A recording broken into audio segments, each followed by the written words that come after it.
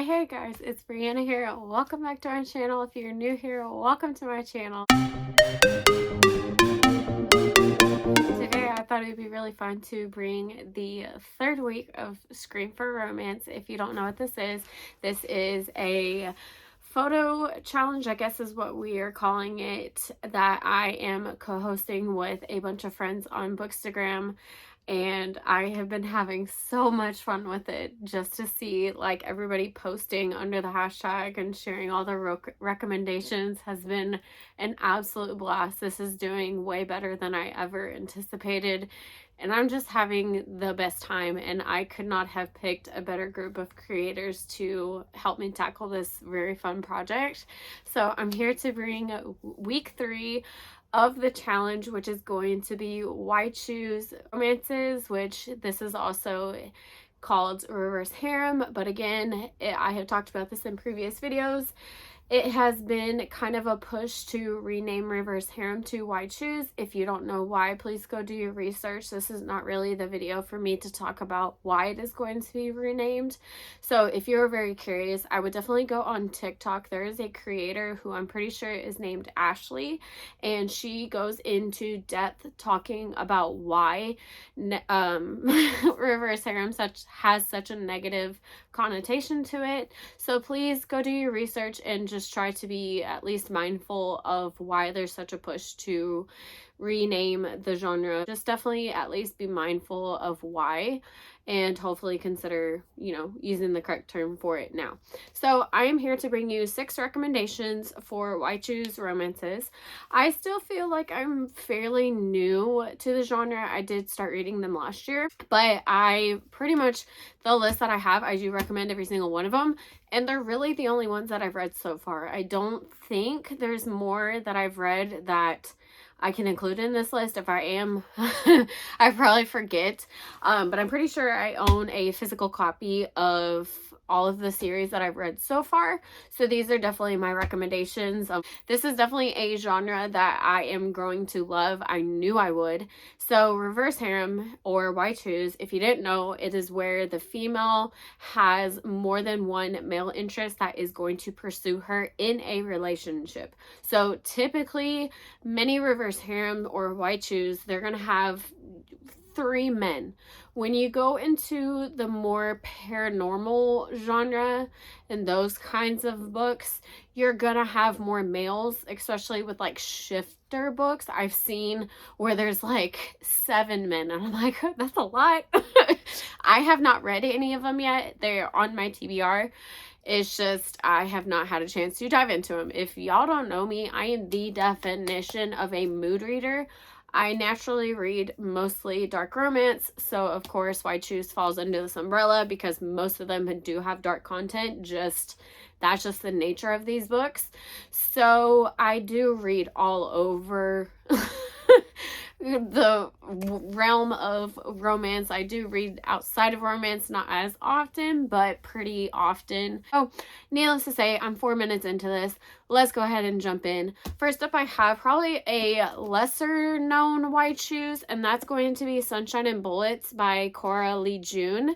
I got to kind of meet this author at Book Bonanza. I was actually assisting another author, Catherine Cowles, so I didn't get to spend a whole lot of time talking to authors, but I did run up to her table and I was like, I just want to meet you really quick. I love this trilogy.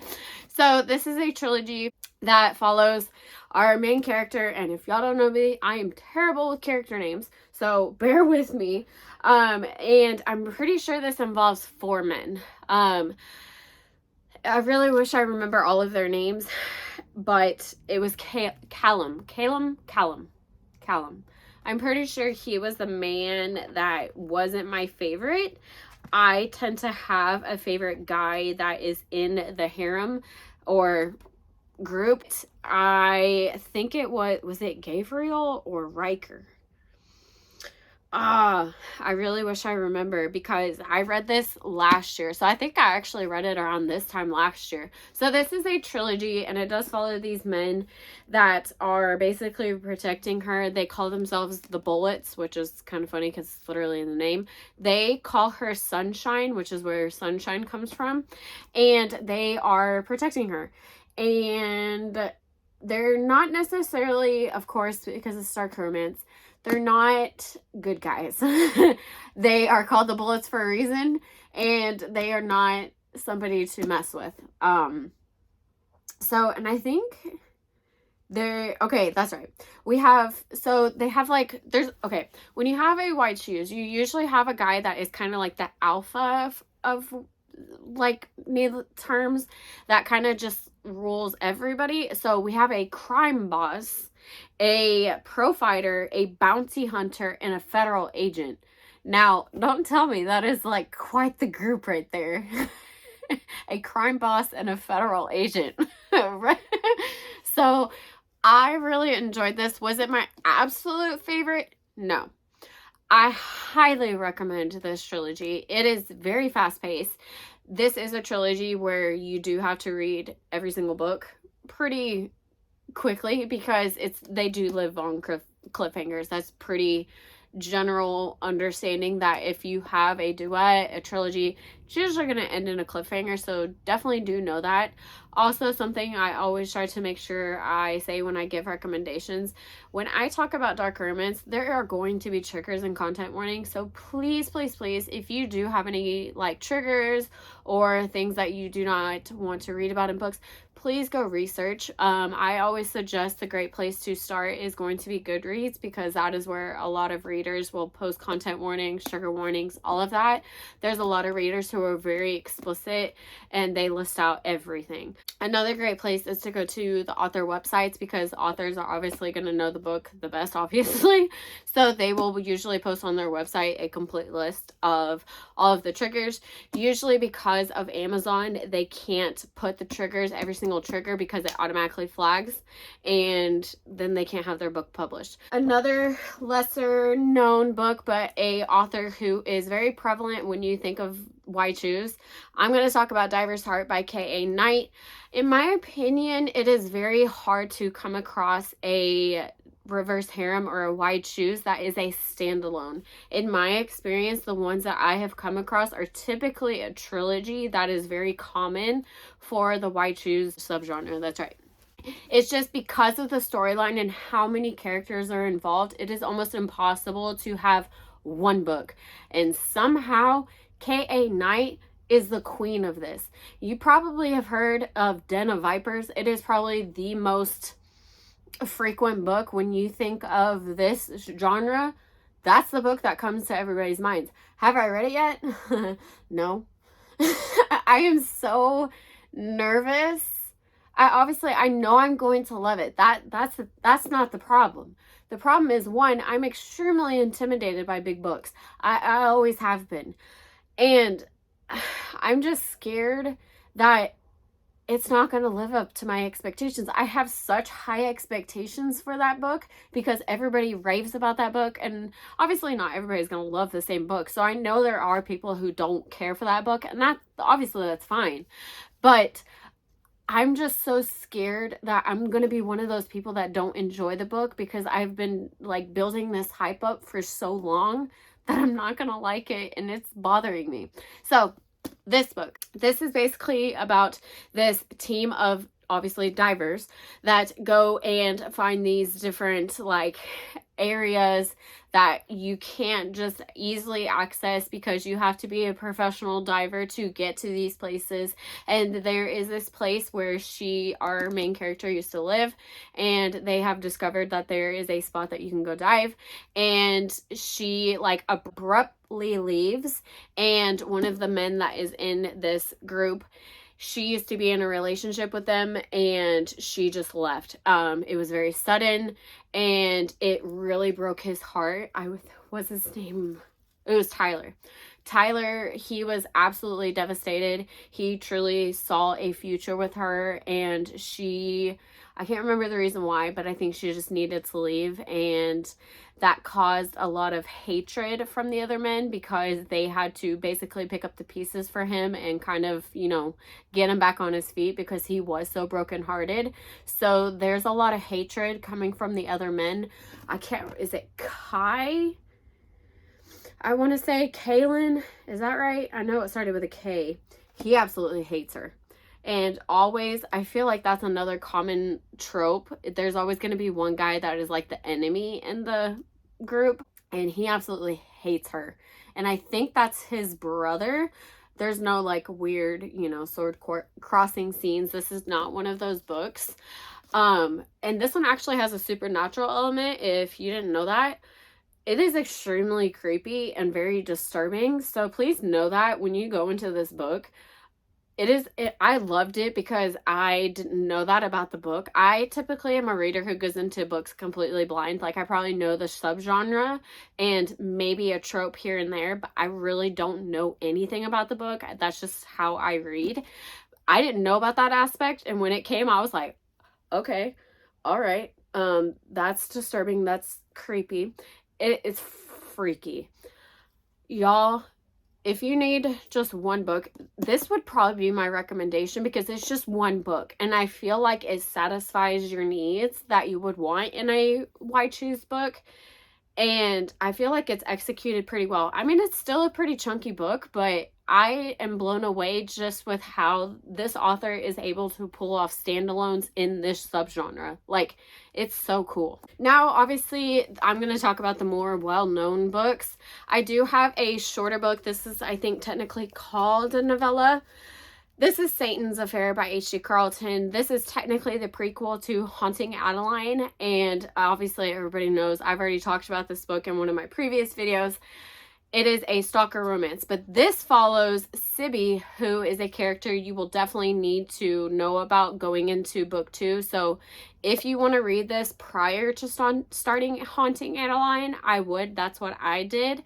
But I would definitely read this before you jump into book 2, which is Hunting Adeline, because Sibby does have a lot of interaction in book 2, and you need to know her backstory and why she acts the way she does, because she's a very interesting character.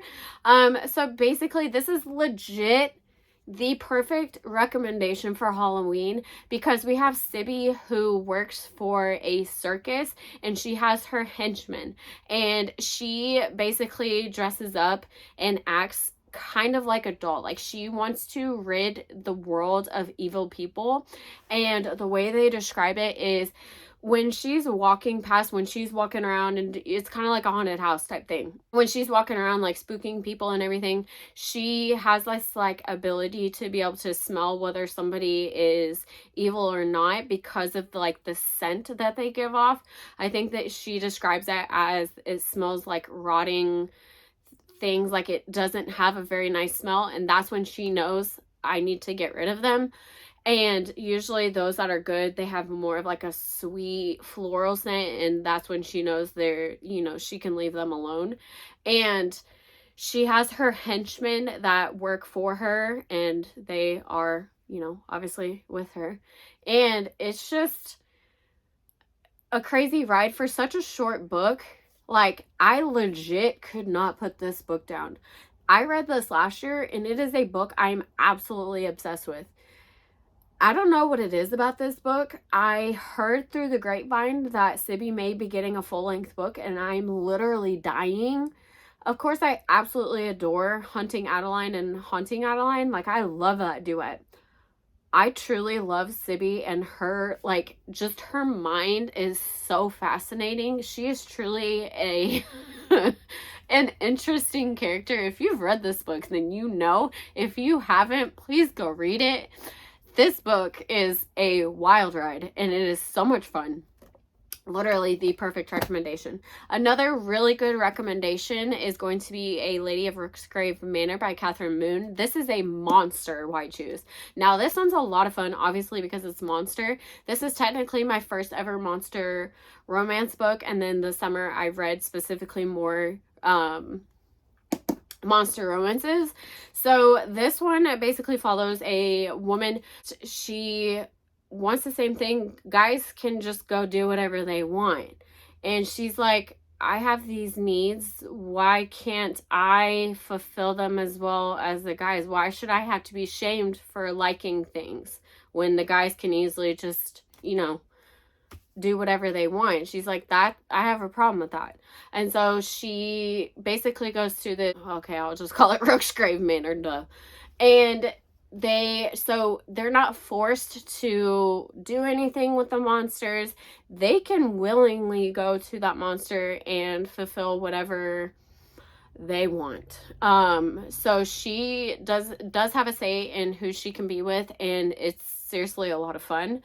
I'm trying to remember, I have like the little character cards and everything, and of course I don't have them in the book, but we have like a gargoyle, a ghost, I think there's like 5 or 6 characters that she's with in this book, and I'm trying to remember all of them. Y'all, this book, again, this is another standalone, and I'm just like, this is such a unique book, and I love that this book exists because it is so good. Y'all, please go read it. I know this is an extremely vague description of this book, but I feel like everybody knows about this book in some capacity. And if you need a strict, like, wide shoes monster romance that is legit perfect for Halloween, this is it. Like, you don't get any better than this, in my opinion.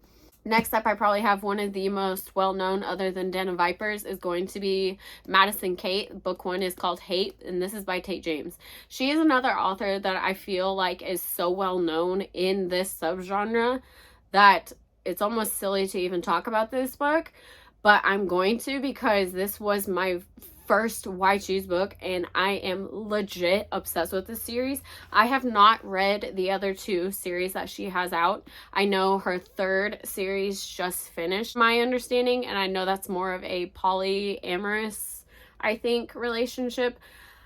I'm just excited that I have more books to read by her. I think why I haven't read them yet is because I don't want to be caught up and then not have anything to read yet.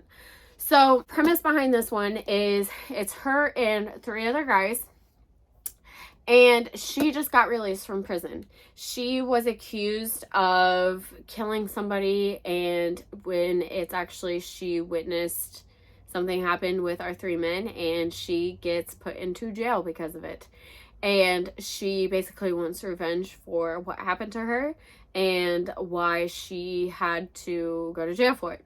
So it's definitely a revenge plot. There obviously is going to be enemies to lovers, because you're going to have that one character who is going to be the enemy of the book. So like I said, there's 3 men, and of course I always forget one of them, but we have Cody, Steele, and I literally just had his name in my head. Was it Archer, Steele, and Cody. Cody, in my opinion, is the absolute sweetheart. He could do no wrong. He is literally like the little teddy bear of the group. I think, is it Steele that is the enemy, the technical enemy? It's been over a year since I've read this book, so I'm trying to remember. Or is it? See, now I'm like second guessing myself. Anyway, this does have a lot of twists. There is 4 books in this series, if I didn't already say that. But okay, hear me out. You may not be fully invested into book 1.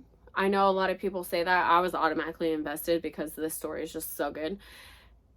If you do try out this book and you're like, I don't know, read book 1, get through it. Start book 2, and then decide, because I feel like this really kind of sets up everything that's going to happen, and then from there it just escalates. In my opinion, it does get steamier and steamier as you continue on, and they've really formed those relationships. So definitely know that not a whole lot is going to happen in this book in terms of, like, you know, steamy scenes and all of that kind of stuff. When you get to book 4, it's like, what? So definitely know that it does escalate, and it does the stakes get higher, and all of the things start to finally make sense, and why things are happening, why people keep following her, all of that kind of stuff. It is such a fun ride, and I highly recommend it if you haven't already read this series, but I'm pretty sure this is probably the one series you probably have read, but highly recommend if you haven't. Last series I'm going to talk about is another one of my all-time favorite series.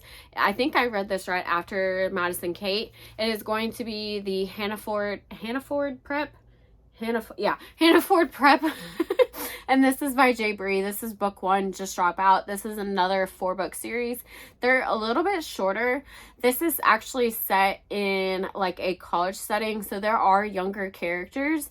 And I've heard a lot of people say that our heroine, or is it high school? I think it's actually high school. So I take that back. I lie. I'm sorry. I said new adult, but it's actually high school. In my opinion, our heroine is kind of not necessarily annoying. I didn't really have a problem with her just because I already could see what was happening in the story, and so I felt for her. But this is the definition of a bully romance. There are definitely very strong bully elements in this series. Our men are not welcoming of her at all.